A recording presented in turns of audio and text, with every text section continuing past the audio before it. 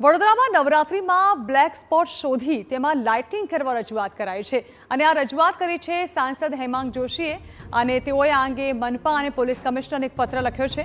ગત નવરાત્રિમાં ભાયલીમાં ગંભીર દુર્ઘટના બની હતી તેનો ઉલ્લેખ કરવામાં આવ્યો છે। અવાવરું અને અંધકારમય જગ્યાએ ગુનાહિત પ્રવૃત્તિઓ થાય છે ત્યારે બ્લેક સ્પોટ શોધી લાઇટિંગની વ્યવસ્થા કરવાની સાંસદે માંગ કરી છે। નવરાત્રિમાં ગુનાહિત પ્રવૃત્તિ અટકાવવા માટે લાઇટિંગ જરૂરી છે।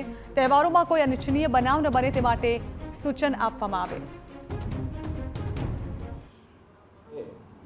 ગત નવરાત્રિમાં આપણને એક શીખ મળી હતી કે ભાયલી ખાતેની જે દુર્ઘટના થઈ હતી અને એની અંદર અવાવરું રસ્તાઓએ ખૂબ મોટો ભાગ ભજવ્યો હતો અને ત્યારબાદ વડોદરાની અંદર સર્વે પણ કરવામાં આવ્યો હતો કે એવા કયા કયા બ્લેક સ્પોટ છે કે જ્યાં ગુનાહિત આવા પ્રકારના ગુનાઓ થઈ શકતા હોય છે અને કોઈ પણ જગ્યાએ એવો અંધકાર ના રહે કે જ્યાં આવા પ્રકારના કોઈ ઘટનાઓ ફરી વડોદરાને જોવી પડે, એ બાબતે મેં એક વિનંતી કરી છે।